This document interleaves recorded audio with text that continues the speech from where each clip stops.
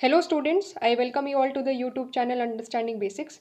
इस वाली वीडियो में हम क्या शुरू करेंगे, अपना जो नेक्स्ट टॉपिक है नेचर ऑफ कांग्रेस डोमिनेंस, वो यहाँ पर हम इस पूरे टॉपिक को यहाँ पर कवर करेंगे। ठीक है, तो बेसिकली इस वाले टॉपिक में हम क्या अंडरस्टैंड करने वाले हैं, कांग्रेस डोमिनेंस।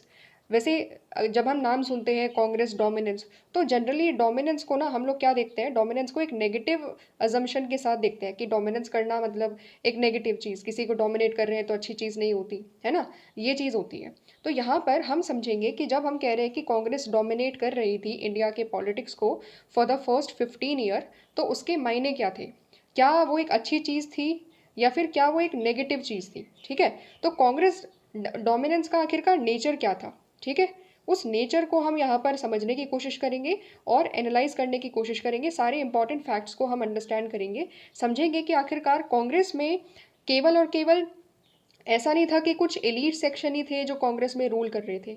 रादर कांग्रेस क्या थी, कांग्रेस में multiple sections of Indian society थे और बाकी अलग अलग आइडियोलॉजीज के लोग भी थे। तो ये सारी चीज़ें हैं जो हम यहाँ पर अंडरस्टैंड करेंगे। ठीक है, तो चलिए शुरू करते हैं, एक इंटरेस्टिंग टॉपिक है यहाँ पर ये। ओके, तो शुरू करने से पहले ये जो यहाँ पर दिया हुआ है क्या है, दो बैलों की जोड़ी यहाँ पर आपको दिखाई दे रही है ना। तो ये क्या है, इसके बारे में थोड़ा सा डिस्कशन कर लेते हैं कि ये आखिरकार दिया हुआ क्यों है। क्योंकि देखो हम लोग बात किसकी कर रहे हैं, कांग्रेस की बात कर रहे हैं, राइट। तो हुआ क्या था, अगर मैं आपसे पूछूं कि अभी कांग्रेस का सिंबल क्या है, कांग्रेस का इलेक्शन सिंबल क्या है, तो आप क्या बोलोगे, हैंड है ना, कांग्रेस का हाथ है ना, समझ रहे हो, तो आप उसको बोलोगे। लेकिन क्या इनिशियली जब कांग्रेस ने पहली बार इलेक्शन लड़ा, क्या इनिशियली वो सिंबल था, नहीं। कांग्रेस का जब पहली बार इलेक्शन कांग्रेस लड़ रही थी तो ये सिंबल था, दो बैलों की जोड़ी, ये जो सिंबल है ना, ये था कांग्रेस का एक्चुअली में इलेक्शन सिंबल। ठीक है, फिर क्या होता है, फिर कैसे चेंज होता है, ये हैंड कैसे बनता है, हाथ कैसे आता है। तो इंदिरा गांधी के टेन्योर में, जब इंदिरा गांधी इलेक्शन लड़ रही थी, तो इंदिरा गांधी के टेन्योर में क्या होता है कि कांग्रेस का जो सिंबल है ना वो चेंज हो जाता है, एंड एक तरीके से जो कांग्रेस का हाथ है ना आज के टाइम में, है ना, तो वो बन जाता है फिर। ठीक है, तो इनिशियली ये एक इंपॉर्टेंट फैक्ट है कि कांग्रेस का सिंबल क्या था इनिशियली, ये सिंबल था कांग्रेस का। ठीक है, जब भारत में पहली बार जनरल इलेक्शन हो रहे थे तो दिस वाज द सिंबल जो कांग्रेस ने यूज़ किया था। समझ में आ गया। अब हम शुरू करते हैं। जब हम यहाँ पर बात कर रहे हैं डोमिनेंस की, तो हमें एक चीज़ समझनी होगी that India was not the only country to have experience the dominance of one party. ऐसा नहीं था कि आज़ादी के बाद जब इलेक्शन हो रहे थे तो केवल इंडिया में ही ऐसा था कि केवल एक पार्टी डोमिनेट कर रही है। इसका मतलब ये है कि हमारे सामने बहुत सारे अलग अलग एग्जाम्पल्स भी हैं जहाँ पर अलग अलग कंट्रीज़ में क्या है, वन पार्टी डोमिनेंस है। लेकिन एक चीज़ हमें समझनी है कि बाकी दुनिया में जो अलग अलग मतलब जो अलग अलग कंट्रीज़ है बाकी रेस्ट ऑफ द वर्ल्ड में, जिसमें अभी हम अंडरस्टैंड करेंगे चाइना, क्यूबा, सीरिया, ये सारी कंट्रीज़ के बारे में पढ़ेंगे, उनका जो डोमिनेंस सिस्टम है, उनका जो वन पार्टी सिस्टम है, और इंडिया में जो कांग्रेस का जो पार्टी सिस्टम है, कांग्रेस का जो डोमिनेंस है, उसमें काफ़ी ज़्यादा अंतर है। There is a lot of difference between both of the dominance. वो डोमिनेंस में अंतर क्या है, अब हम यहाँ पर वो समझने जा रहे हैं। ओके, तो यही बोला गया that there is a crucial difference between these and the Indian experience. क्या होता है, in the rest of the cases the dominance of one party was ensured by compromising democracy. होता क्या है कि जो बाकी अदर कंट्रीज़ के बारे में जो अभी हम केस स्टडी पढ़ेंगे, उसमें क्या होता है कि उसमें जब डोमिनेंस हो रही है ना, तो डोमिनेंस किसके बेसिस पर हो रही है, कॉम्प्रोमाइजिंग डेमोक्रेसी। वहाँ पर डेमोक्रेसी को कॉम्प्रोमाइज़ किया जा रहा है। कैसे कॉम्प्रोमाइज़ किया जा रहा है उसको समझेंगे। सबसे पहले चाइना, क्यूबा या सीरिया की अगर हम बात करें तो यहाँ पर क्या हो रहा है, the constitution permits only a single party to rule the country. कौन परमिट कर रहा है, constitution.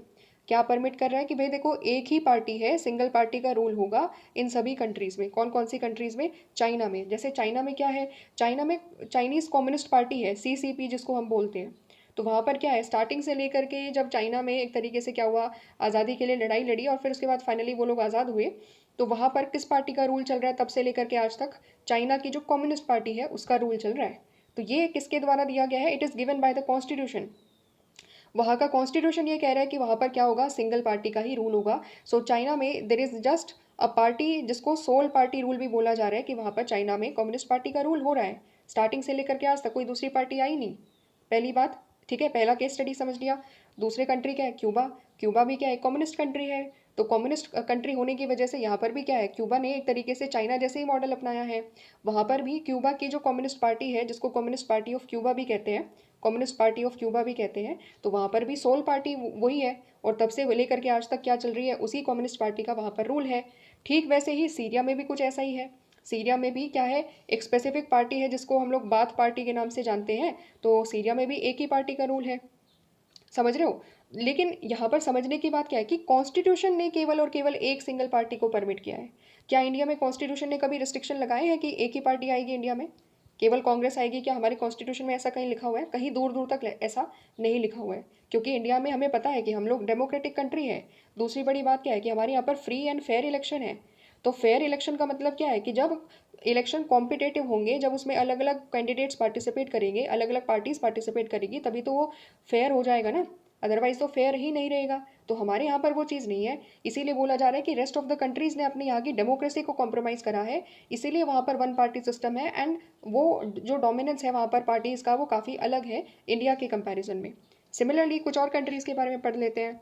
Myanmar, Belarus, Egypt and Eritrea, they are effectively one party state because of the legal and the military measures.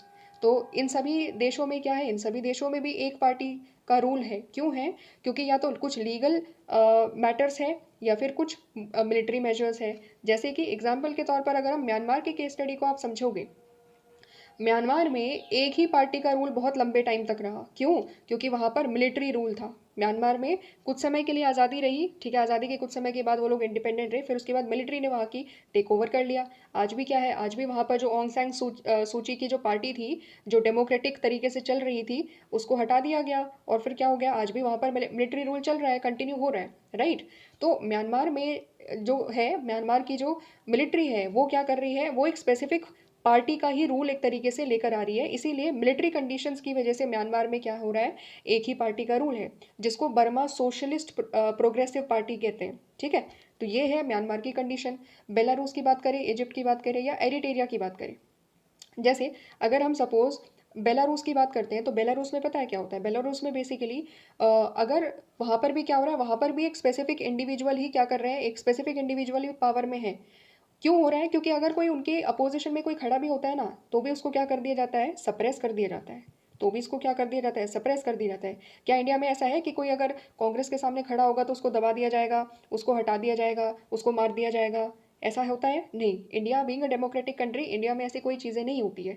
इसीलिए बोला जा रहा है कि जो दुनिया है ना, दुनिया में जो अलग अलग एक तरीके से कंट्रीज़ है, वहाँ पर जो डोमिनेंस है उसके रीजंस अलग है, क्योंकि वहाँ पर डेमोक्रेटिक तरीके से चीज़ें नहीं चल रही है। लेकिन इंडिया में कांग्रेस का डोमिनेंस क्यों है? कांग्रेस का डोमिनेंस डेमोक्रेसी के साथ में है। डेमोक्रेसी डेमोक्रेटिक तरीके से हमारे यहाँ पर सारे इलेक्शंस हो रहे हैं, फ्री एंड फेयर तरीके से हो रहे हैं। ये डिफरेंस है बाकी सभी कंट्रीज़ में। इजिप्ट में भी सेम टू सेम चीज़ है। वहाँ पर क्या हो रहा है कि वहाँ पर एक व्यक्ति ही प्रेसिडेंट के तौर पर काम करते जा रहे हैं काफ़ी साल से, ठीक है। तो वहाँ पर कोई दूसरा प्रेसिडेंट बन ही नहीं पा रहा है। सिमिलरली एरिटेरिया में भी कुछ ऐसी ही कंडीशन है। एरिटेरिया में भी डिक्टेटरशिप है एक तरीके से, ठीक है। तो वहाँ पर भी क्या है, वहाँ पर भी केवल एक ही पॉलिटिकल पार्टी को अलाउ किया गया है कि वो ही कंटेस्ट कर सकती है, बाकी कोई पॉलिटिकल पार्टी तो कंटेस्ट भी नहीं कर सकती इलेक्शन। मतलब क्या है, सेंस क्या है? सेंस ये है कि बाकी देशों में जो जो भी अभी हमने अंडरस्टैंड करा, वहाँ पर डेमोक्रेसी को कॉम्प्रोमाइज़ किया जा रहा है। या तो वहाँ पर कोई दूसरी पार्टी आ ही नहीं सकती, ठीक है, या फिर अगर दूसरी पार्टी का कोई कैंडिडेट आ भी रहा है तो भी इसको सप्रेस कर दिया जा रहा है, ठीक है, उसको मार दिया जा रहा है या धमका दिया जा रहा है, या उनके सपोर्टर्स को एक तरीके से डरा दिया जा रहा है, जिसकी वजह से वो लोग जीत ही नहीं पाते। इसीलिए क्या हो रहा है, इसीलिए वहाँ पर एक ही पार्टी का रूल है, there is a one party rule, and that too with compromisation of democracy. वहाँ पर डेमोक्रेसी को कॉम्प्रोमाइज़ करते हुए ये चीज़ें चल रही है। सिमिलरली साउथ कोरिया और ताइवान की अगर आप बात करोगे, तो वहाँ पर भी क्या है, इफेक्टिवली वहाँ पर वन पार्टी डोमिनेंट स्टेट्स ही हैं। समझ रहे हो?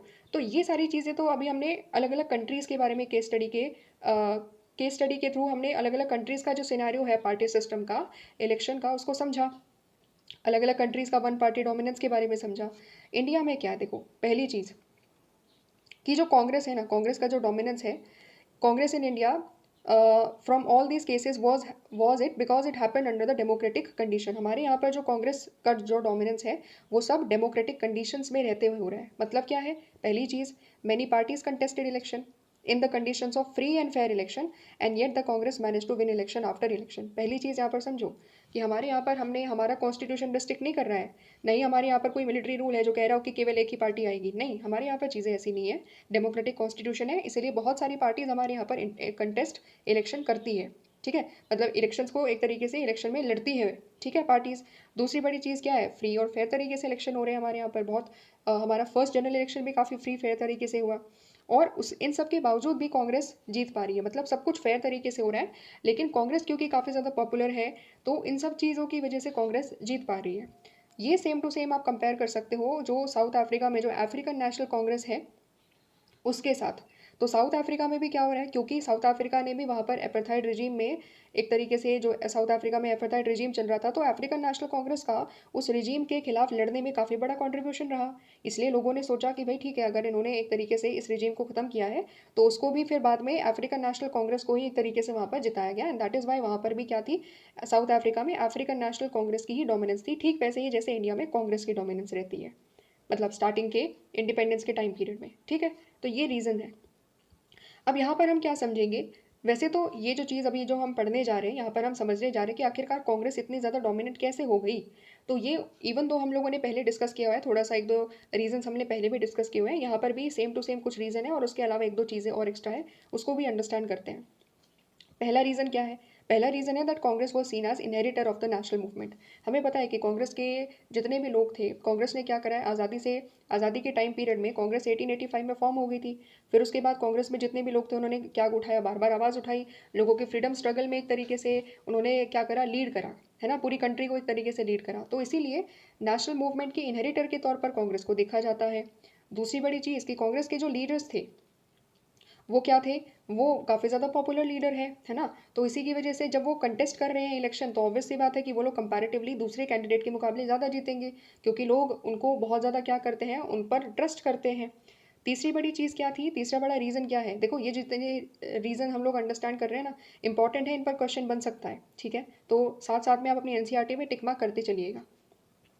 तीसरा बड़ा रीज़न क्या है कि कांग्रेस ऑलरेडी एक वेल ऑर्गेनाइज्ड पार्टी थी, क्योंकि कांग्रेस काफ़ी टाइम से इलेक्शन लड़ती हुई आ रही थी, स्टेट में इलेक्शन हो रहे थे, जब ब्रिटिश रूल था तो जब स्टेट असेंबलीज के इलेक्शन हो रहे थे एंड इवन एक तरीके से जनरल इलेक्शन हो रहे थे, तो तब भी क्या हो रहा था, कांग्रेस सब कुछ वेल तरीके से अपना ऑर्गेनाइज वगैरह करके वहाँ पर भी कंटेस्ट कर रही थी इलेक्शन। ठीक है, फिर दूसरी बड़ी चीज़ क्या है कि बाकी जो पार्टीज़ थी, जब तक वो लोग अपनी स्ट्रैटेजी बना रहे थे कि कैसे इलेक्शन कैंपेनिंग करेंगे, कैसे कौन सा कैंडिडेट कहाँ से एक तरीके से नॉमिनेट किया जाएगा, तब तक Congress had already started it's campaigning. तो जब तक बाकी सारी पार्टीज़ अपनी स्ट्रैटेजी वगैरह तैयार कर रही थी, तब तक कांग्रेस कैंपेनिंग शुरू भी कर देती थी। क्यों? क्योंकि उसको प्रैक्टिस है, उसको बहुत एक्सपीरियंस रहा है कांग्रेस को, इस चीज़ की वजह से। इसी चीज़ को क्या बोला गया है? इसी चीज़ को बोला गया है that the Congress had the first of the blocks advantage. First of the blocks का मतलब क्या होता है? फर्स्ट ऑफ द ब्लॉक्स का मतलब होता है first to start something. Okay, first to start something. तो जैसे कि यहाँ पर हमने अभी अंडरस्टैंड करा कि कांग्रेस काफ़ी एक तरीके से तो one of the oldest party है, ठीक है। उस समय जब Congress one of the oldest party है, तो जो बाकी सारी पार्टीज थी, पता है कब फॉर्म होती है? अराउंड इंडिपेंडेंस, यानी कि 1947 के आसपास, 1950s के आसपास बाकी सारी पार्टीज आ रही है। और कांग्रेस कब से है? कांग्रेस 1885 से है, तो कांग्रेस तो काफ़ी पुरानी है। दूसरी बड़ी बात क्या है कि कांग्रेस को काफ़ी एक्सपीरियंस भी है नेशनल मूवमेंट के दौरान। तो इसीलिए, क्योंकि कांग्रेस ने सारी चीज़ें अपनी पहले से ही करी हुई है, कांग्रेस को एक्सपीरियंस है, इसीलिए उसको क्या मिलता है, एक तरीके से एडवांटेज मिलता है, because it is first of the blocks, यानी कि it is the first to start participate in elections in India, है ना। उसने इलेक्शन, भारत में इलेक्शन जब हो रहे थे तो सबसे पहले एक तरीके से कांग्रेस ने उसमें पार्टिसिपेट वो कर रही थी, ठीक है। इसी चीज़ को बोला जाता है, इस चीज़ को ऐसे भी समझो, 100 मीटर रेस होती है सपोज, है ना, 100 मीटर रेस होती है। तो जो रनर होता है, जो सबसे ज़्यादा इनिशियली जब एकदम एक तरीके से जब विसल ब्लो होती है, उसके बाद जो अपनी स्पीड सबसे ज़्यादा मेंटेन कर देगा ना स्टार्टिंग में, उसकी पॉसिबिलिटी ज़्यादा होती है कि वो 100 मीटर रेस विन कर जाएगा। क्यों? क्योंकि उसने स्टार्टिंग से ही अपनी स्पीड बहुत ज़्यादा मेंटेन करके रखी, बहुत ज़्यादा, बाकी के मुकाबले उसकी स्पीड काफ़ी ज़्यादा बढ़िया थी। तो इसलिए क्या होगा, वो जल्दी रेस ख़त्म भी कर लेगा एंड वो विन भी कर जाएगा। ठीक यही इसी चीज़ को बोला जा रहा है फर्स्ट ऑफ द ब्लॉक्स, यानी कि जो पहला शुरू करेगा ना, जो चीज़ों को पहले स्टार्ट कर लेगा, वो ज़्यादा एडवांटेज में होगा। इसी चीज़ को बोला जाता है first of the blocks advantage. ठीक है, समझ में आ गया? तो ये चीज़ भी थी कांग्रेस को जो कहीं ना कहीं फेवर कर रही थी। इसके बाद क्या है, by the time of independence, the party had not only spread across the country, across the length and the breadth of the country, as we had seen in the maps, but also had an organizational network down to the local level. तो जब तक बाकी सभी parties एक तरीके से अपनी establishment कर रही थी, बना रही थी खुद को, अलग अलग मेंबर्स को एक तरीके से अपने यहाँ पर एकजुट कर रही थी, तो वो तो सब कुछ अपना बिगिन से कर रही थी, एकदम स्क्रैच से कर रही थी बाकी सारी पार्टीज। तब तक कांग्रेस ऑलरेडी क्या कर चुकी थी, पूरे भारत में एक तरीके से अपनी इस्टेब्लिशमेंट कर चुकी थी। इवन लोकल लेवल्स तक भी वो अपनी ऑर्गेनाइजेशनल जो नेटवर्क्स होते हैं, प्रोविंशियल कमिटीज़ होती हैं, विलेज लेवल तक जो कांग्रेस की जो कमिटीज़ थी वो सेटअप ऑलरेडी हो चुकी थी। ठीक है। साथ ही साथ में एक और इम्पॉर्टेंट चीज़ है कि कांग्रेस का जो नेचर था ना, वो क्या था, ऑल इंक्लूसिव नेचर था कांग्रेस का। ऑल इंक्लूसिव नेचर को और ज़्यादा डिटेल में अब हम सेकेंड वाले मतलब जो नेक्स्ट टॉपिक है उसमें समझेंगे। लेकिन यहाँ पर बस समझो कि कांग्रेस में ऐसा नहीं था कि केवल और केवल कुछ इलीट सेक्शन ही कांग्रेस में मेंबर थे, ऐसा नहीं था। तो मल्टीपल सेक्शन जो इंडिया की सोसाइटी में जितने भी सेक्शंस थे ना, उन सब के रिप्रेजेंटेटिव, उन सब के लोग कांग्रेस में थे, इसलिए कांग्रेस एक ऑल इंक्लूसिव पार्टी भी थी। सो ये सारे फैक्टर्स थे जिन्होंने क्या करा, कांग्रेस की जो डोमिनेंस थी इंडिया में आज़ादी के बाद, जो जितने भी हमारे जो फर्स्ट 3 जनरल इलेक्शन होते हैं उसमें कांग्रेस इन्हीं सभी रीजंस की वजह से डोमिनेंट पोजीशन में दिखाई देती है। क्योंकि पहली बात तो first of the block advantage है, दूसरी बड़ी बात क्या है, नेशनल मूवमेंट की इनहेरिटर भी है, तीसरी बड़ी बात क्या है कि बढ़िया बढ़िया लीडर्स है, कैरिज्मेटिक लीडर्स है, पंडित नेहरू जैसे एंड अदर लीडर्स जैसे, है ना। तो इन सब चीज़ों की वजह से ये सारे फैक्टर्स थे जिस पर क्वेश्चन आ सकता है पूरा पूरा कि explain the factors that have contributed to the dominance of the Congress party. तो ये सारे ही पॉइंट्स हैं जो आपको आंसर के तौर पर लिखने हैं। ठीक है। अब यहाँ पर क्या है, यहाँ पर ये एक इंपॉर्टेंट जो येलो बॉक्स है ना, जितने भी येलो बॉक्स है वो आप ज़रूर रीड करिएगा, क्योंकि इनमें इंपॉर्टेंट लीडर्स की जो जानकारी है वो भी है, साथ ही साथ यहाँ पर एमसीक्यू भी बन सकते हैं इन सब बॉक्स से, तो आप गो थ्रू ज़रूर करिएगा एक बार। ठीक है। अब यहाँ पर हम क्या समझते हैं, Congress as a social and ideological coalition. ठीक है। जब हम यहाँ पर देखो टॉपिक क्या है, हेडिंग क्या है, टॉपिक क्या है, टॉपिक ये कह रहा है कि हमें समझना है nature of Congress dominance. Congress dominance है पता है, लेकिन उसका नेचर क्या है, उसके नेचर को ही तो हमें समझना है कि क्या कांग्रेस डोमिनेंट थी तो क्या नेगेटिव तरीके से वो डोमिनेंट थी, या कांग्रेस की डोमिनेंस का रीज़न क्या था, उसका नेचर क्या था, उस नेचर को अब यहाँ पर हम समझेंगे। तो नेचर क्या है, कांग्रेस एक सोशल कोलिशन के तौर पर काम करती है, साथ ही साथ एक आइडियोलॉजिकल कोलिशन के तौर पर भी काम करती है।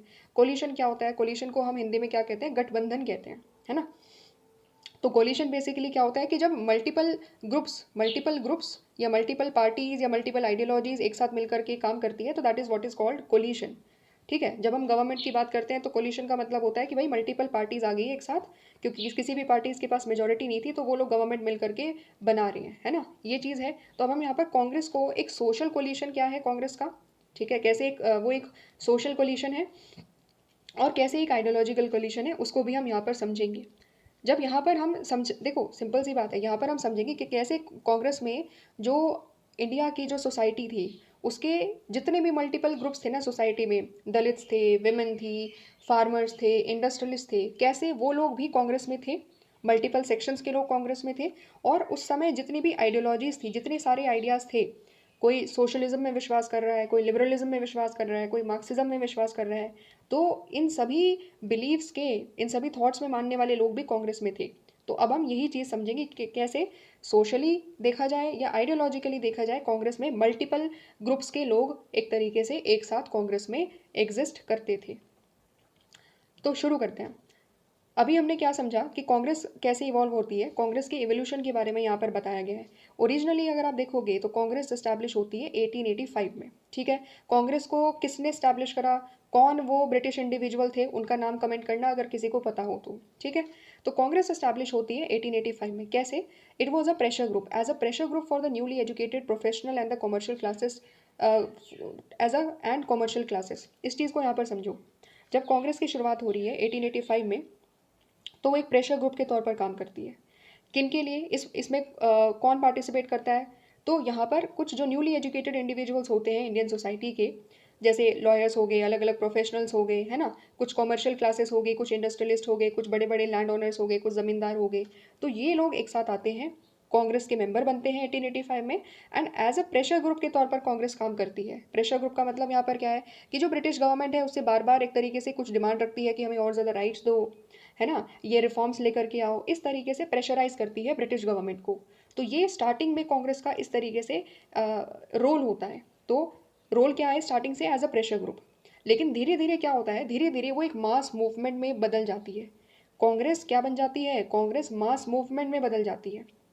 मतलब मासेस का पार्टिसिपेशन होने शुरू हो जाता है कांग्रेस में। बहुत सारे सेक्शंस जो जितने भी इंडिया में सेक्शंस थे वो सब कांग्रेस का पार्ट बन जाते हैं। पहले क्या है, पहले कुछ कुछ ही लोग हैं, कुछ ही educated professional and commercial classes है, फिर धीरे धीरे उसका सोशल बेस बढ़ जाता है। ठीक है, तो यहाँ पर क्या बोला कि कांग्रेस क्या हो गई, ट्रांसफॉर्म हो गई, एक प्रेशर ग्रुप से कांग्रेस मास पॉलिटिकल पार्टी में ट्रांसफॉर्म हो गई। एंड क्या करती है फिर कांग्रेस, शुरू कैसे होती है कांग्रेस, इनिशियली अगर आप देखोगे it began as a party dominated by the English speaking upper caste, upper middle class and urban elite.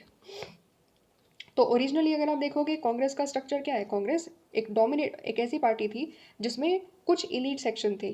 ठीक है, इंग्लिश स्पीकिंग लोग आते थे, अपर कास्ट के लोग आते थे, अपर मिडिल क्लास के लोग आते थे, एंड कुछ अर्बन इलीट एक तरीके से सेक्शन आता था। ठीक है, तो इनिशियली कांग्रेस का जो स्ट्रक्चर था, कांग्रेस में जो लोग थे वो इस प्रकार से थे, जो elite section of India society थे वो ही कांग्रेस का मेंबर बनते थे।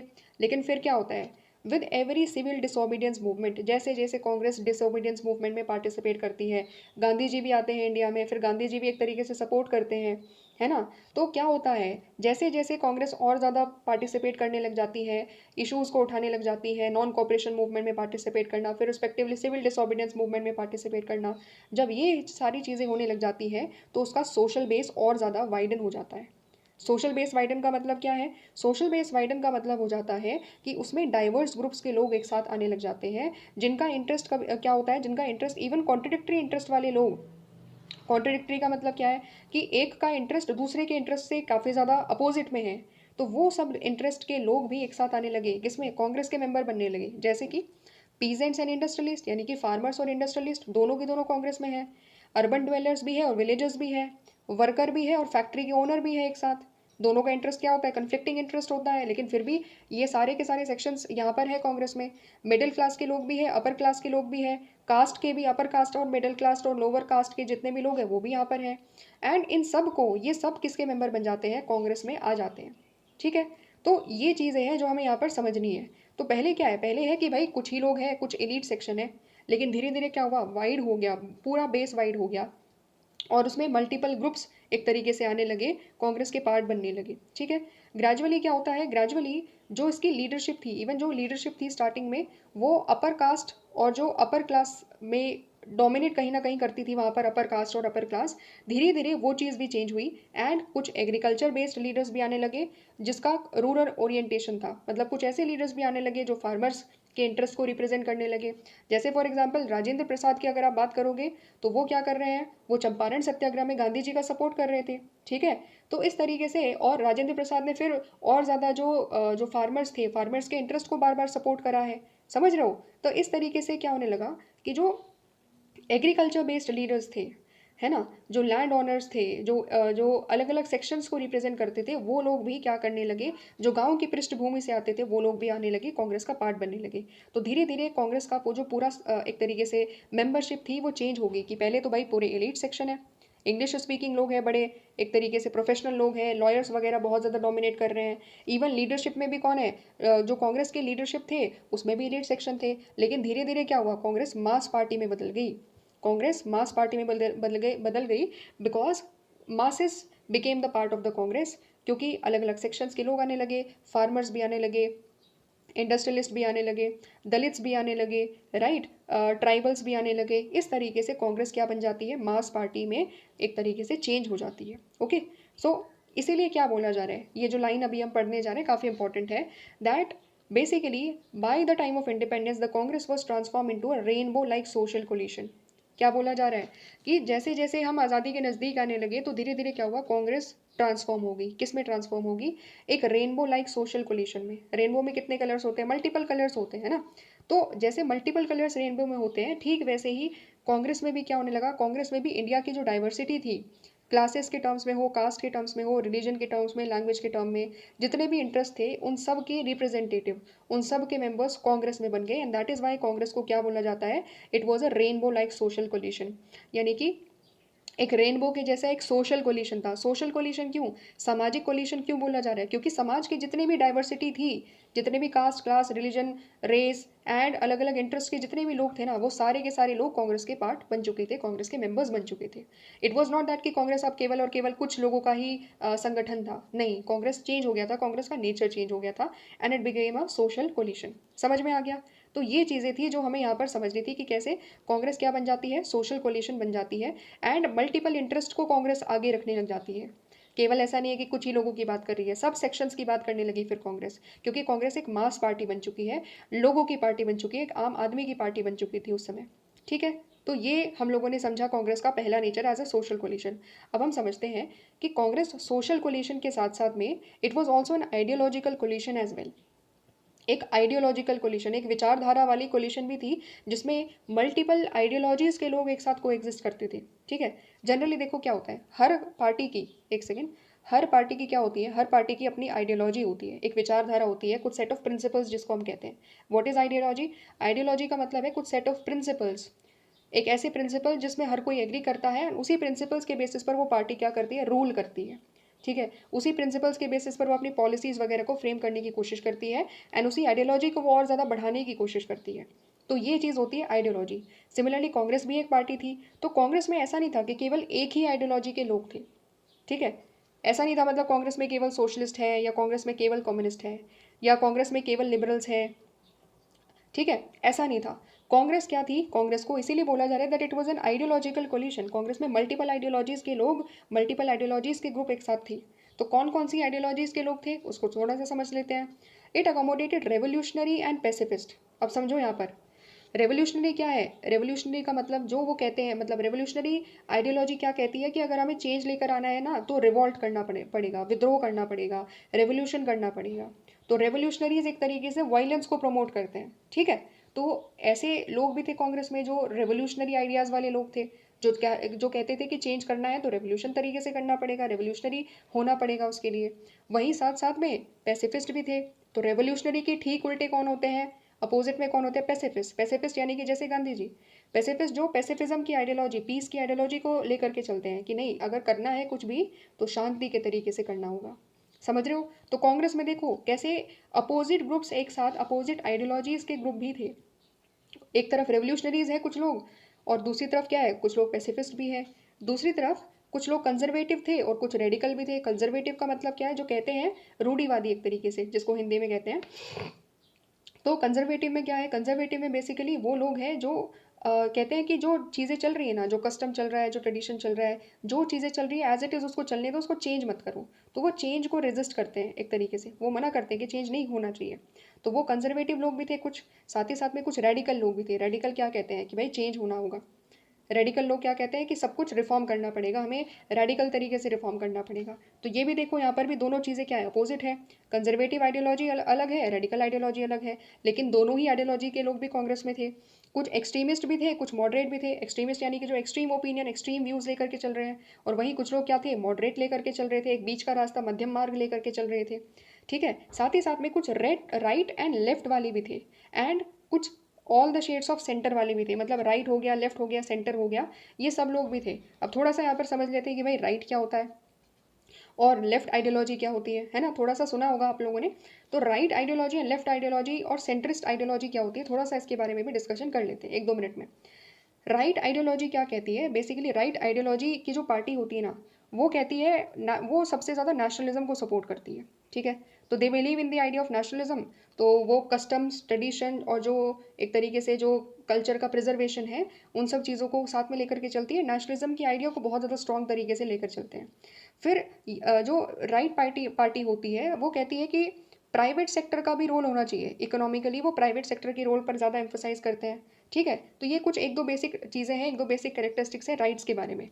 अगर हम लेफ्ट आइडियोलॉजी की बात करें तो लेफ्ट लेफ्ट क्या करता है, ये जो लेफ्ट विंग होता है वो क्या कहता है, वो कहता है कि देखो भाई, इक्वालिटी और इगालिटेरियनिज्म हमारे लिए बहुत ज़्यादा इंपॉर्टेंट है। ठीक है, इसीलिए वो क्या कहते हैं, वो कहते हैं समाज में इक्वालिटी लेकर के आना होगा, समाज में रिफॉर्म लेकर आना पड़ेगा, समाज में बदलाव लेकर आना पड़ेगा, इक्विटेबल डिस्ट्रीब्यूशन ऑफ इनकम करना पड़ेगा। इसलिए वो लोग गवर्नमेंट के रोल को बहुत ज़्यादा एम्फोसाइज करते हैं, इन अपोजिट टू राइट जो कहता है कि भाई प्राइवेट सेक्टर का रोल ज़्यादा इंपॉर्टेंट है in comparison to government. Left वाले कहते हैं कि गवर्नमेंट का रोल ज़्यादा इंपॉर्टेंट है, क्योंकि गवर्नमेंट को ये चेंजेस लेकर आने पड़ेंगे, तभी इक्वालिटी और ये सारी चीज़ें समाज में एक तरीके से जो डिफरेंस है रिच एंड पुअर के बीच में वो कम हो पाएगा। ठीक है, एंड जो लेफ्ट होते हैं वो कहीं ना कहीं रिलीजियस प्रिंसिपल्स को एक तरीके से मना करते हैं, उसको इग्नोर करते हैं, या एक तरीके से उसको क्रिटिसाइज भी करते हैं। इन कंपैरिजन टू राइट, जो रिलीजन वगैरह को काफ़ी ज़्यादा एक तरीके से फेवर करता है, रिलीजियस प्रिंसिपल्स की बात कर ले या फिर नेशनलिज्म की बात करें। समझ में आ गया। सेंट्रिस्ट क्या है? जो सेंट्रिस्ट पार्टी वाले लोग होते हैं उसमें क्या है, उसमें कुछ प्रिंसिपल्स राइट वाले होते हैं एंड कुछ प्रिंसिपल्स वो लोग लेफ्ट वाले लेकर के चलते हैं। ठीक है, मतलब एक तरीके से क्या करेंगे वो लोग, जो सेंटर वाले होते हैं ना, वो क्या करते हैं, वो एक एक तरीके से जिसको मध्यम मार्ग कहते हैं ना, वो अपना करके चलते हैं कि ना बहुत ज़्यादा ये लोग एक्सट्रीम नहीं होते, सीधी सी बात है। ठीक है, ना बहुत ज़्यादा राइट वाली जो आइडियाज़ है उस पर बात करेंगे, ना बहुत ज़्यादा लेफ्ट की तरफ चलेंगे। दोनों के कुछ कुछ आइडियाज़ को लेकर के बैलेंस करते हुए ये लोग चलते हैं। समझ में आ गया? तो ये इस तरीके से हमारे यहाँ पर मतलब जब हम कांग्रेस की बात कर रहे हैं तो कांग्रेस में अभी हमने क्या समझा कि कैसे ये एक आइडियोलॉजिकल कोलिशन था, क्योंकि इसमें मल्टीपल सेट ऑफ आइडियोलॉजीज़ के लोग एक साथ को एग्जिस्ट कर रहे थे। ठीक है, तो इसीलिए क्या हुआ, Congress was a platform. Congress क्या बोला गया है, कांग्रेस एक प्लेटफॉर्म था मल्टीपल ग्रुप्स के लिए, मल्टीपल इंटरेस्ट के लिए।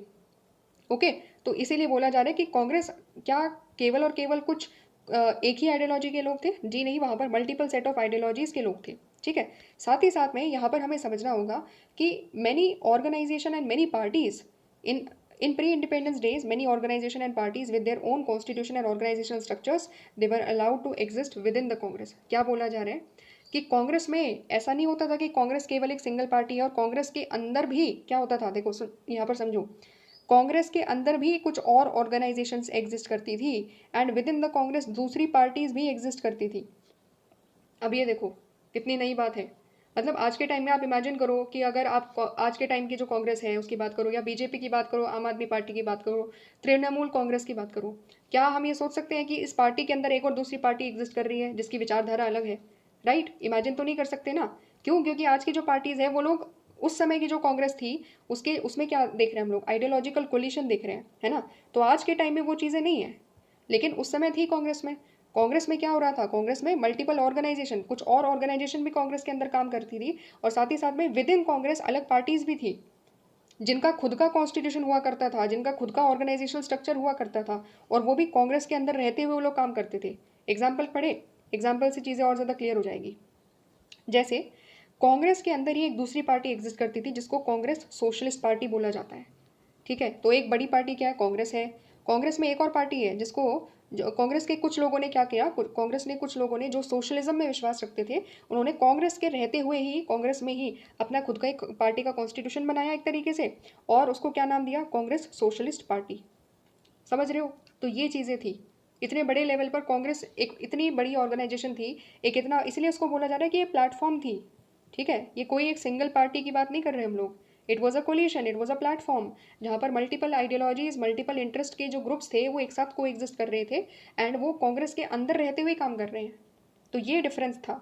ये चीज़ है जो हमें समझनी है कि कैसे कांग्रेस क्या थी। कांग्रेस एक आइडियोलॉजिकल फैक्शंस के तौर पर, एक आइडियोलॉजिकल कोलिशन के तौर पर काम कर रही थी।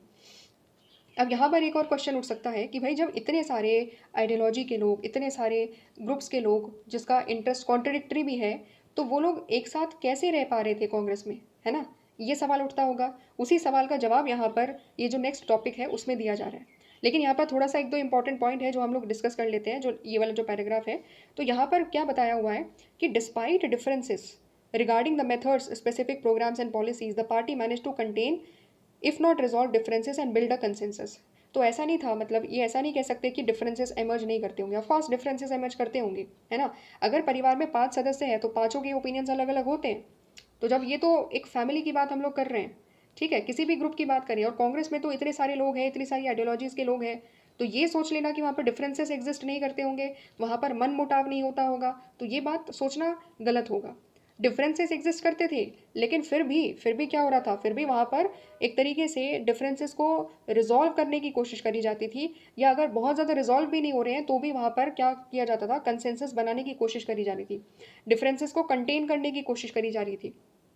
जितना हो सकता था डिफरेंसेस को एक तरीके से कॉम्प्रोमाइज़ करते हुए, लिमिट करते हुए चीज़ों को आगे बढ़ाया जा रहा था। पॉलिसीज़ एंड डिसीजन मेकिंग इस तरीके से वहाँ पर करी जा रही थी। ठीक है, अब हम डिटेल में इसी चीज़ को समझेंगे जो अभी हमने डिस्कस करा, कि कैसे इतने सारे आइडियोलॉजी के लोग, जो अभी हमने पूरा डिस्कशन करा, multiple set of ideologies and that too contradictory ideologies, कहाँ रेवोल्यूशनरी रेवोल्यूशन की बात कर रहे होंगे और कहाँ पर पैसिफिस्ट बोल रहे होंगे कि नहीं भाई शांति से चलना है। एक्सट्रीमिस्ट बोल रहे होंगे कि हमें एक्सट्रीम पाथ लेना है, मॉडरेट्स बोल रहे होंगे कि नहीं भाई मॉडरेट पाथ लेकर के चलेंगे, राइट कुछ और बोल रहा था, लेफ्ट कुछ और बोल रहा था। ठीक है, सारे के सारे इतने सारे मल्टीपल आइडियोलॉजीज कांग्रेस में एग्जिस्ट कर रही है, और इतने सारे ग्रुप्स, फार्मर्स भी एक तरफ है, एक तरफ इंडस्ट्रियलिस्ट के रिप्रेजेंटेटिव्स भी है, एक तरफ दलित भी है, एक तरफ एक तरीके से अपर कास्ट के लोग भी हैं।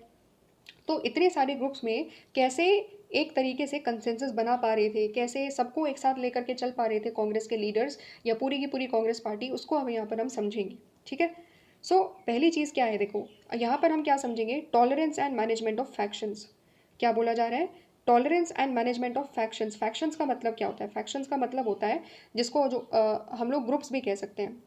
पार्टी में क्या होता है, फैक्शन हो जाते हैं, यानी कि अलग अलग ग्रुप्स बन जाते हैं ना, एक लीडर का अलग ग्रुप हो जाता है, और जिसको कुछ एमपीज़ या एमएलएज रिप्रेजेंट, एमपीज़ या एमएलएज सपोर्ट करते हैं, वहीं दूसरे लीडर का जो है विद इन दैट पार्टी दो लीडर हो जाते हैं, कि एक लीडर को कोई और सपोर्ट कर रहा है, दूसरे लीडर को कोई और सपोर्ट कर रहा है, तो वो क्या हो गया, वो वहाँ पर फैक्शंस बन गया, गुट बन गए हैं वहाँ पर। ठीक है, तो इसी चीज़ को अब यहाँ पर समझेंगे कि कैसे जो मल्टीपल फैक्शन है, आइडियोलॉजिकल फैक्शन है, सोशल वाइज अगर आप देखोगे तो वहाँ पर भी अलग अलग ग्रुप्स हैं जो अलग अलग इंटरेस्ट को रिप्रेजेंट कर रहे हैं, उनको कैसे मैनेज किया गया, इसी चीज़ को यहाँ पर हम समझेंगे। पहली चीज़ क्या बोली गई है, this coalition like character of the Congress gave it unusual strength. ठीक है, तो यहाँ पर ऐसा नहीं है कि कांग्रेस में ये जो फैक्शंस हैं, अलग अलग लोगों के, अलग अलग विचारधाराओं के लोग, अलग अलग सेक्शंस के लोग एक साथ आ रहे हैं तो उसकी वजह से कांग्रेस कमज़ोर हो गई हो, ऐसा नहीं था। कांग्रेस को इससे स्ट्रेंथ मिली। तो कैसे स्ट्रेंथ मिली, कैसे ये कांग्रेस की एक स्ट्रेंथ थी रादर देन कि उसकी एक वीकनेस बन जाए, उसको यहाँ पर हम समझेंगे। पहली चीज़ क्या है, coalition accommodates all those who join it. Coalition क्या करता है, कोलिशन का मतलब ही क्या है, देखो कोलिशन में जितने भी लोग एक साथ रहेंगे, जितने भी अलग अलग आइडियोलॉजीज़ के लोग, अलग अलग सेक्शंस के लोग जिनके इंटरेस्ट अलग अलग हैं, वो सब लोगों को एक साथ लेकर के चलना है, तभी तो कोलिशन मेंटेन होगा ना, वरना कोलिशन मेंटेन नहीं हो पाएगा। इसके लिए क्या करना होता था, इसके लिए एक्सट्रीम पोजिशंस को अवॉइड करना होता था, और एक बैलेंस लेकर चलना होता था सारे के सारे इश्यूज़ पर। मतलब क्या है कि कोई भी अगर इश्यूज़ वगैरह डिस्कशन किए जा रहे हैं तो कोशिश करी जाती थी बहुत ज़्यादा एक्सट्रीम पोजीशन ना लिया जाए, एंड हर किसी के इंटरेस्ट को एक तरीके से मिलाकर चलने की कोशिश वहाँ पर करी जा रही थी। इन सब चीज़ों के लिए सबसे ज़रूरी चीज़ क्या थी, compromise and inclusiveness, they are the hallmarks of a coalition. किसी भी कोलिशन को चलाने के लिए कॉम्प्रोमाइज़ करना ज़रूरी है ना, और साथ ही साथ इंक्लूसिवनेस। इंक्लूसिवनेस का मतलब क्या है कि जितने भी उस कोलिशन में मेंबर्स हैं, जितने भी इंटरेस्ट के लोग हैं, जितने भी आइडियोलॉजीज़ के लोग हैं, उन सबको क्या करना पड़ेगा, एक तरीके से उनकी आइडियोलॉजीज़, उनके इंटरेस्ट को भी ध्यान में रखते हुए चलना पड़ेगा। अगर छोड़ देंगे तो क्या होगा, तो वो लोग फिर अपनी आवाज़ उठाएंगे, वो प्रोटेस्ट करेंगे कि हमें छोड़ दिया जा रहा है, हमें इग्नोर कर दिया जा रहा है। ठीक है, तो किसी भी कोलिशन को चलाने में कॉम्प्रोमाइज़ भी करना होगा, कि ठीक है अगर कुछ मेंबर्स कह रहे हैं कि ये रिफॉर्म लेकर आना ज़रूरी है, तो जो बाकी दूसरी आइडियोलॉजी के लोग हैं उनको थोड़ा सा कॉम्प्रोमाइज़ करना पड़ेगा, कि ठीक है भाई आप अगर ये पॉलिसी लेकर आना चाहते हो कि ठीक है हम लोग कंसेंसस बना देंगे, हम परमिशन दे देते हैं कि आप कर लो। फिर वहीं दूसरी तरफ जो दूसरी आइडियोलॉजी वाले लोग हैं, अगर वो लोग कुछ और कह रहे हैं, तो फिर जिनकी बात पहले मान ली गई थी, अब उनको क्या करना पड़ेगा, पहले वालों को अब दूसरे वालों की बात माननी पड़ेगी, कि ठीक है पिछली बार हमारी पॉलिसी चली थी, इस बार आप अपनी पॉलिसी चला लो। ठीक है, इस बार इस तरीके से आप डिसीजन मेकिंग कर लो। तो ये चीज़ें होना बहुत ज़रूरी है किसी भी कोलिशन को चलाने के लिए। ओके, तो अब क्या हो रहा था कि जब this strategy put the opposition in a difficulty, ये जो अपोजिशन है, अपोजिशन क्या है, एक तरफ तो कांग्रेस है और दूसरी तरफ मल्टीपल सेट ऑफ पार्टीज़ भी है, जिसमें कम्युनिस्ट पार्टी ऑफ इंडिया भी है। ठीक है, अदर अदर पार्टीज़ के भी लोग थे, तो जितनी भी अपोजिशन पार्टीज़ थी ना, तो उसको ये बहुत ज़्यादा डिफ़िकल्टी पोजीशन में रख रहा था। मतलब कोलिशन की वजह से, जो कांग्रेस में जो पूरा कोलिशन है उसकी वजह से, जो अलग पार्टीज़ है, जो अपोजिशन में जो पार्टीज़ है ना, उनको एक डिफ़िकल्टी फेस करनी पड़ रही थी। तो भाई वो डिफ़िकल्टी क्या है, क्यों अपोजिशन पार्टीज़ को डिफ़िकल्टी हो रही है, इस कांग्रेस के इस नेचर की वजह से, जो एक फैक्शन के तौर पर काम कर रहा है, तो क्यों था भाई। पहला रीज़न क्या है, anything that the opposition wanted to say would also find a place in the programme and the ideology of the Congress. होता क्या था, देखो समझो इस बात को।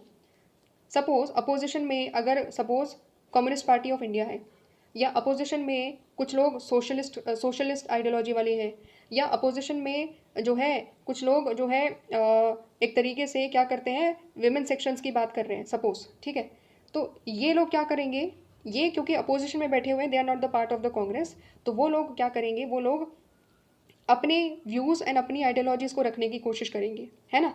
कोई भी गवर्नमेंट पॉलिसी बना रही होगी, जब कांग्रेस कोई भी पॉलिसी लेकर आ रही होगी, तो ये लोग अपने व्यूज़ को भी उसमें रखने की कोशिश करते होंगे। बट समस्या क्या थी? क्योंकि कांग्रेस में तो already multiple set of ideologies के लोग थे। तो कांग्रेस में अगर यहाँ पर अपोजिशन में कम्युनिस्ट है, तो कांग्रेस के अंदर भी कुछ कम्युनिस्ट के लोग बैठे हुए हैं already, which are the part of Congress. अगर बाहर अपोजिशन पार्टीज़ में कुछ सोशलिस्ट लोग हैं, तो कांग्रेस के अंदर भी कुछ सोशलिस्ट लोग थे।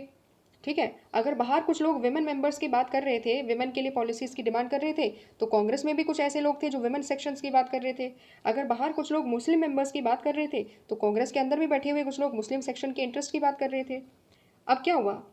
जो काम अपोजिशन को करना चाहिए था ना, बाहर बैठकर अपोजिशन को, क्योंकि they are not the part of the government, उनको आवाज़ जो उठानी चाहिए थी मल्टीपल सेक्शन की, वो आवाज़ कांग्रेस के अंदर बैठे हुए लोग ही उठा रहे थे। मतलब अपोजिशन का काम कांग्रेस के अंदर जो मल्टीपल फैक्शंस थे, मल्टीपल ग्रुप्स थे, वो लोग उठा रहे थे। इसकी वजह से अपोजिशन को डिफिकल्टी हुई, क्योंकि फिर उनकी तो बहुत ज़्यादा रिलेवेंस नहीं रही ना, क्योंकि जो लोग वो काम करते वो ऑलरेडी कांग्रेस के अंदर बैठे हुए लोग काम कर रहे हैं। समझ रहे हो? इसीलिए बोला जा रहा है कि भाई अपोजिशन का काम होता है, गवर्नमेंट कोई भी पॉलिसी लेकर आती है तो अपोजिशन क्या करती है, अलग अलग सेक्शंस के व्यूज़ को उसमें ऐड करने की कोशिश करती है। तो जब कांग्रेस में इंटरनली खुद कोई भी पॉलिसी अगर कांग्रेस के लीडरशिप लेकर आते थे, तो कांग्रेस में जो मल्टीपल आइडियोलॉजीज़ के लोग थे ना, वो खुद बैठ करके पहले ही बोल दिया करते थे कि देखो, इसमें विमेन सेक्शंस के लिए ये सारी चीज़ें होनी चाहिए, इसमें मुस्लिम मेंबर्स का भी ध्यान रखना चाहिए, इसमें जो है माइनॉरिटीज़ के जो जो हमारे आदिवासी लोग हैं उनके लिए ये सारी चीज़ें करनी चाहिए। समझ रहे हो? तो इसी की वजह से अपोजिशन का रोल यहाँ पर क्या हो रहा है, कांग्रेस के अंदर बैठे हुए जो अलग अलग आइडियोलॉजीज़ के लोग हैं, अलग अलग सेक्शन के जो रिप्रेजेंटेटिव्स हैं, जैसे डॉक्टर बी आर अम्बेडकर की बात हम कर लें, या जो जितने भी विमेन लीडर्स थे, तो वो खुद अपने सेक्शंस की आवाज़ उठा रहे थे वहाँ पर। समझ रहे हो? तो इसीलिए डिफ़िकल्टी थी। दूसरी बड़ी चीज़ क्या है, that in a party that has the nature of a coalition, there is a great tolerance of internal differences and ambitions of the various groups and leaders are accommodated. दूसरी बड़ी चीज़ क्या है कि जो कांग्रेस का ये जो पूरा का पूरा जो कोलिशन है ना, उसमें क्या है, बहुत ज़्यादा टॉलरेंस थी। इंटरनल डिफरेंसेस एग्जिस्ट करते थे। ऑब्वियस सी बात है कि ट्राइबल्स की जब बात करी जाएगी तो हो सकता है कुछ लोग उससे सहमत ना हो, है ना? जब दलितों की बात करी जाएगी तो हो सकता है कुछ लोग उससे सहमत ना हो, विमेन के लिए कुछ लोग सहमत ना हो। तो क्या हो रहा है, इंटरनल डिफरेंसेस तो नो डाउट अबाउट दैट कि थे, लेकिन टॉलरेंस थी, एक्सेप्टेंस थी कि ठीक है, आपका ओपिनियन हमसे अलग है, तो हम एक्सेप्ट करते हैं, आप अपने ओपिनियन को बोलो। इस तरीके से चीज़ें थी वहाँ पर। एंड जो एम्बिशंस थे, डिफरेंट डिफरेंट ग्रुप्स के जो एम्बिशंस थे, उनको भी ऐसा नहीं था कि इनको इग्नोर कर दिया जाता था, रादर देवर अकोमोडेटेड, उनको रिस्पेक्टफुली उनको भी रिकोगनाइज किया जाता था। ठीक है, समझ में आ रहा है? तो इसीलिए क्या हुआ, इसीलिए अपोजिशन का जो रोल था ना, वो बहुत ज़्यादा, अपोजिशन अपना एग्रेसिव रोल नहीं निभा पाई। ठीक है, जो एग्जैक्टली अपोजिशन को रोल निभाना चाहिए था, वो कांग्रेस के अंदर बैठे हुए जितने भी मल्टीपल सेट ऑफ इंटरेस्ट के लोग थे, मल्टीपल सेट ऑफ आइडियोलॉजीज़ के लोग थे, वो खुद आवाज़ वो उठा रहे थे, जो कभी जो अपोजिशन पार्टी उठाने की कोशिश कर रही थी, वो ऑलरेडी कांग्रेस के अंदर बैठे हुए लोग उठाते जा रहे थे। समझ में आ गया? तो ये चीज़ यहाँ पर बोली गई है। अब यहाँ पर हम क्या समझेंगे, these groups inside the party, these are called faction. तो जो अभी हमने ग्रुप डिस्कस करे, आइडियोलॉजी के बेसिस पर हो, इंटरेस्ट के बेसिस पर हो, या सोशल सेक्शन वाइज बेसिस पर हो, ठीक है, जैसे दलित का एक ग्रुप है, राइट, विमेन का एक ग्रुप है, ट्राइबल्स का एक ग्रुप है, तो इन सबको क्या बोला जा रहा है, फैक्शन बोला जा रहा है। ओके, तो ये सारी चीज़ें क्या थी, ये सबको फैक्शन बोला जा रहा था। And the coalition nature of the Congress party tolerated and encourage various faction. क्योंकि देखो, अल्टीमेटली रीज़न क्या मिलेगा आपको, टॉलरेंस रीज़न मिलेगा, कि आखिरकार ऐसा कैसे हो रहा है कि इतने सारे लोग एक साथ मिल करके कांग्रेस पार्टी में रह रहे हैं, that too with a different set of ideologies, with different set of interest. क्यों? क्योंकि कांग्रेस में टॉलरेंस थी, कांग्रेस की लीडरशिप एक्सेप्ट किया करती थी, कांग्रेस की लीडरशिप ये नहीं बोलती थी कि हम लीडर हैं, हम सब कुछ डिसाइड कर लेंगे। No, it was not like that. Leadership accept किया करती थी, चीज़ों को अकोमोडेट करने की कोशिश करती थी कि ठीक है, अगर आप इस तरीके से बात कर रहे हैं तो हम इस पॉलिसी में ये चीज़ भी ऐड कर देते हैं, हम इसको इस तरीके से लेकर आने की कोशिश करते हैं। ओके, तो ये चीज़ें थी। तो यहाँ पर इस तरीके से बताया गया है कि कांग्रेस में बिकॉज टॉलरेंस थी, इसीलिए मल्टीपल फैक्शंस वहाँ पर एग्जिस्ट किया करते थे, और इसी चीज़ की वजह से जो फैक्शंस थे, जो अलग अलग ग्रुप्स थे, वो कांग्रेस की वीकनेस नहीं बने, वो कांग्रेस की कमज़ोरी नहीं बने, रादर वो क्या बने, वो कांग्रेस की स्ट्रेंथ बने। क्या बने, कांग्रेस की स्ट्रेंथ बने। कैसे बने, उसको ही हम यहाँ पर डिटेल में समझेंगे। क्योंकि there was a room with in the party for various factions to fight with each other. Congress में क्या था, एक ऐसा रास्ता था कांग्रेस में कि अगर कोई भी अलग अलग ग्रुप्स एक दूसरे से फाइट कर रहे हैं किसी भी चीज़ पर, तो वहाँ पर क्या हो रहा है, वहाँ पर वो लोग फाइट कर सकते थे, वहाँ पर एक दूसरे से आर्ग्यू कर सकते थे वो लोग। They could argue easily. समझ रहे हो? तो ये चीज़ पॉसिबल हो पा रही थी कांग्रेस में, क्योंकि टॉलरेंस था हर व्यक्ति में अलग अलग आइडियोलॉजीज में टॉलरेंस था वहाँ पर। ठीक है, तो that is why there was a room with in the party for various factions to fight with each other. इसका मतलब क्या हुआ? That the leaders representing different interest and ideologies remained with in the Congress rather than go out and form a new party. देखो सीधी सी बात है, एक simple सी चीज़ यहाँ पर समझो। कभी भी कोई व्यक्ति अगर सपोज वो किसी पार्टी का मेंबर है, वो क्यों उस पार्टी को छोड़कर दूसरी नई पार्टी बनाता है? इसीलिए बनाता है, या तो उसकी आवाज़ नहीं सुनी जा रही, जो वो कहना चाहते हैं या तो वो सुना नहीं जा रहा, या फिर हो सकता है मे बी जो वो रोल एंड पोजीशन चाह रहा है तो उसको वो रोल एंड पोजीशन नहीं मिल रहा। मोटे तौर पर यही दो बात हो सकती है ना? तो जब कांग्रेस थी ना, जब कांग्रेस एग्जिस्ट कर रही थी, कांग्रेस का जो पूरा कोलिशन था, एक तरीके से जो पूरा मल्टीपल सेट ऑफ आइडियोलॉजीज़ के लोग कांग्रेस में एग्जिस्ट करते थे, तो वहाँ पर भी जो अलग अलग आइडियोलॉजीज़ के लोग थे वो क्यों कांग्रेस से हट करके एक दूसरी नई पार्टी क्यों नहीं बना रहे हैं? इसलिए नहीं बना पा रहे क्योंकि मतलब इसलिए नहीं बनाना चाहते हैं क्योंकि उनको कांग्रेस में वो एक अवसर मिला हुआ है, एक अपॉर्चुनिटी मिली हुई है कि अगर वो कुछ बात रखना चाहते हैं तो कांग्रेस में वो रख सकते हैं आराम से। कोई रेस्ट्रिक्शन नहीं थे उनको बात पर रखने में, अपनी बात वो आराम से रख सकते थे, और उनकी बात सुनी भी जा रही थी एंड कॉम्प्रोमाइज़ भी किया जा रहा था, उनकी बातों को अकोमोडेट भी किया जा रहा था। ठीक है, तो जब उनकी बात रिस्पेक्ट करी जाएगी तो वो क्यों ज़रूरत पड़ेगी उनको दूसरी नई पार्टी बनाने की, जब सब कुछ यहाँ पर बढ़िया तरीके से चल रहा है? तो इसीलिए इतने सारे मल्टीपल सेट ऑफ लोग, मल्टीपल इंटरेस्ट के लोग, मल्टीपल आइडियोलॉजीज़ के लोग इसीलिए कांग्रेस में लंबे टाइम तक रहे, और दैट इज़ वाई कांग्रेस का कोलिशन लंबे टाइम तक चला। ठीक है, तो कांग्रेस का ये जो कोलिशन है, आइडियोलॉजिकल कोलिशन और सोशल कोलिशन, इन्हीं सब चीज़ों की वजह से चला, because there was a tolerance, वहाँ पर वो अपनी बात रख सकते थे। The factions took different ideological position making the Congress appear as a grand centrist party. तो होता क्या था, कोई भी मैटर डिस्कस किया जा रहा है तो जितने भी अलग अलग ग्रुप्स थे तो वो डिफरेंट डिफरेंट आइडियोलॉजिकल पोजीशंस रखा करते थे। ओके, एंड इसकी वजह से कांग्रेस क्या थी, एक तरीके से ग्रैंड सेंट्रिस्ट पार्टी के तौर पर काम किया करती थी, मतलब अपीयर होती थी कि यहाँ पर ये क्या है, सेंट्रिस्ट पार्टी है। सेंट्रिस्ट क्यों है? क्योंकि यहाँ पर हर डिफरेंट काइंड ऑफ ओपिनियन यहाँ पर दिखाई दे रहा है, मल्टीपल सेट ऑफ आइडियोलॉजीज यहाँ पर दिखाई दे रही है, इसीलिए। सिमिलरली क्या होता था, the other parties primarily attempted to influence these factions and thereby indirectly influence the policy and decision making from the margins। क्या बोला जा रहा है? जो दूसरी पार्टीज थी, अपोजिशन पार्टीज खास तौर पर, वो क्या करती थी, वो इन फैक्शंस को, जो कांग्रेस के अंदर के जो मल्टीपल ग्रुप्स हैं, उनको इन्फ्लुएंस करने की कोशिश करती थी।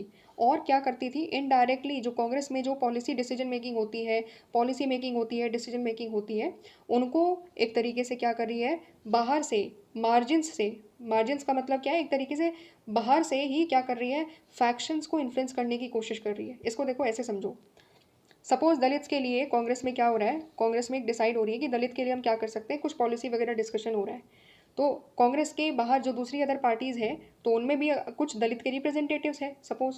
ठीक है, तो वो लोग क्या कर रहे हैं, वो मार्जिन से, मार्जिन्स का मतलब यहाँ पर क्या है, एक तरीके से बाहर से ही क्या कर रहे हैं, जो कांग्रेस के अंदर वो लोग हैं जो दलित की बात को रख रहे हैं, दलित के जो रिप्रेजेंटेटिव्स हैं, उनसे बात किया करते थे। ठीक है, उनको अपनी राय मशवरा देते थे कि देखो आप जब पॉलिसी लेकर के आओ ना कांग्रेस में, तो आप ये सारी बातें भी रखना। इस तरीके से वो लोग आउटसाइड द कांग्रेस रहते हुए भी जो दलित्स के रिप्रेजेंटेटिव कांग्रेस में थे उनसे बात किया करते थे, एंड उन इसकी वजह से वो जो पॉलिसी मेकिंग थी उसको इनडायरेक्ट तरीके से इन्फ्लुएंस करते थे, इनडायरेक्ट तरीके से। इसीलिए बोला जा रहा है that they use to influence the policies by these groups, इन सब ग्रुप्स के द्वारा वो पॉलिसीज को इन्फ्लुएंस करते थे एंड इनडायरेक्ट तरीके से इन्फ्लुएंस किया करते थे। ठीक है, फिर उसके बाद क्या बोला जा रहा है, that they were not alternatives to the ruling party, instead they constantly pressurised and criticised and censored and influence the Congress. तो क्या है, यहाँ पर वो रूलिंग पार्टी का कोई भी ऑल्टरनेटिव नहीं था, ऑल्टरनेटिव नहीं थे, रादर वो क्या कर रहे थे, कॉन्स्टेंटली कांग्रेस को प्रेशराइज करते थे, क्रिटिसाइज करते थे एंड कांग्रेस की पॉलिसीज़ को बार बार इन्फ्लुएंस करने की कोशिश करते थे। तो ये जो पूरा का पूरा जो फैक्शन है ना, इसकी वजह से क्या हुआ है, that in the first decade of the electoral competition the Congress acted as both the ruling party as well as the opposition. इसीलिए बोला गया है कि भाई जो फर्स्ट डिकेड रहा है ना, जो पहले 10 ईयर्स रहे हैं इंडिया में आज़ादी के बाद के, उस समय में कांग्रेस क्या थी, कांग्रेस रूलिंग पार्टी के तौर पर भी काम कर रही थी, और साथ ही साथ में क्योंकि कांग्रेस में मल्टीपल ग्रुप्स के लोग एक साथ थे, मल्टीपल फैक्शंस के लोग एक साथ थे, आइडियोलॉजीज़ के लोग एक साथ थे, इसीलिए वहाँ पर अपोजिशन के तौर पर भी कांग्रेस काम कर रही थी। समझ रहे हो? तो ये चीज़ है यहाँ पर, सिंपल सी बात है, देखो इसको यहाँ पर सिंपल तरीके से समझो कि जब हम बात कर रहे हैं कांग्रेस की, ठीक है, तो कांग्रेस में ऑफकोर्स कांग्रेस की लीडरशिप डिसाइड करेगी कि कौन सी पॉलिसी बनानी है, कौन सा कानून बनाना है। तो रूलिंग पार्टी के तौर पर तो ऑब्वियस सी बात है, कांग्रेस अगर पावर में है तो कांग्रेस ही रूलिंग पार्टी के तौर पर काम करेगी ना। लेकिन अपोजिशन का काम क्या होता है? अपोजिशन का काम होता है कि जो भी गवर्नमेंट लेकर के आए, जो भी कैबिनेट डिसीजन मेकिंग करे, उसको क्या करना? क्रिटिसाइज करना, उसमें क्या करना? अपने खुद के सजेशंस देना। और ये काम कौन कर रहा था? ये काम जो कांग्रेस में जितने भी आइडियोलॉजिकल फैक्शंस थे, जितने भी डिफरेंट सेट ऑफ आइडियोलॉजीज के लोग थे, वो सब लोग यही काम कर रहे थे। इसीलिए बोला जा रहा है कि कांग्रेस में एक तरफ क्या है? कैबिनेट है जो डिसीजन मेकिंग कर रही है, गवर्नमेंट के तौर पर काम कर रही है, और वहीं कांग्रेस के बाकी मेंबर्स, क्योंकि उसमें इतनी सारी डाइवर्सिटी है कांग्रेस के अंदर ही, बाकी सारे मेंबर्स क्या कर रहे हैं? एक अपोजिशन के तौर पर काम कर रहे हैं, क्रिटिसिज्म भी कर रहे हैं गवर्नमेंट का, उसको क्रिटिसाइज भी कर रहे हैं पॉलिसीज़ को जो गवर्नमेंट लेकर आ रही है, और साथ ही साथ में सजेशंस भी दे रहे हैं अपने, ताकि वो पॉलिसी इंक्लूसिव पॉलिसी बने, एक बेटर पॉलिसी बन करके आए। समझ रहे हो? तो Congress was playing as a ruling party as well as an opposition party because of this ideological factions and the social faction जो कांग्रेस में था। ठीक है। इसीलिए क्या बोला गया? इसीलिए बोला गया कि ये जो पूरा का पूरा जो इंडियन पॉलिटिक्स का जो टाइम पीरियड है 10 ईयर्स का, वो क्या डिस्क्राइब किया जाता है? इसीलिए इसको कांग्रेस सिस्टम बोला जाता है। कांग्रेस सिस्टम बोला जाता है क्योंकि कांग्रेस डोमिनेंस है पूरी जगह पर, कांग्रेस ही रूलिंग में भी है, और एक तरीके से कांग्रेस में ही क्या हो रहा है? कांग्रेस में ही अपोजिशन भी हो रहा है। अपोजिशन भी कहाँ है? अपोजिशन का काम भी कांग्रेस के अंदर ही हो रहा है। इसीलिए कांग्रेस सिस्टम बोला गया है इसको। ठीक है, समझ में आ गया? तो ये चीज़ें यहाँ पर समझ में आई। मोटे तौर पर आइडिया समझा कि कांग्रेस सिस्टम का मतलब क्या है, कि भाई कांग्रेस क्या कर रही है? अपोजिशन के तौर पर भी काम कर रही है, एंड कांग्रेस रूलिंग पार्टी के तौर पर भी काम कर रही है। एंड क्यों काम कर पा रही है? क्योंकि कांग्रेस में क्या है? टॉलरेंस है। कांग्रेस में क्या है? टॉलरेंस है। कांग्रेस में मल्टीपल सेट ऑफ आइडियोलॉजीज के लोग एक साथ रह रहे हैं, वो क्या कर रहे हैं? कॉम्प्रोमाइज़ भी करते हैं, एंड वो इंक्लूसिव तरीके से काम करते हैं, एक दूसरे की बात को अकोमोडेट भी करते हैं, रिस्पेक्ट भी करते हैं। इसकी वजह से उनको ज़रूरत नहीं लगी कि वो क्या करें, कांग्रेस से हट करके एक नई पार्टी बनाए, क्योंकि कांग्रेस में उनकी बात सुनी जा रही थी। वो कांग्रेस में रहते हुए ही जो पॉलिसीज़ थी, अपने अपने इंटरेस्ट की जो अपने अपने इंटरेस्ट जो रखने होते हैं, अपने अपने ग्रुप्स के लिए जो काम करना होता है, वो कांग्रेस के अंदर रहते हुए सारी चीज़ें कर पा रहे थे। समझ में आ गया? तो ये सारी रीजंस थे जो हमने यहाँ पर अंडरस्टैंड करे, एंड इस तरीके से ये वाला जो टॉपिक है नेचर ऑफ कांग्रेस डोमिनेंस, ये हो जाता है कंप्लीट। इसके बाद जो नेक्स्ट टॉपिक है जिसमें हम अपोजिशन पार्टीज़ के बारे में डिस्कस करेंगे, वो वाला टॉपिक हम नेक्स्ट वीडियो में समझेंगे। ठीक है, तो मिलते हैं नेक्स्ट वीडियो में। Thanks for watching.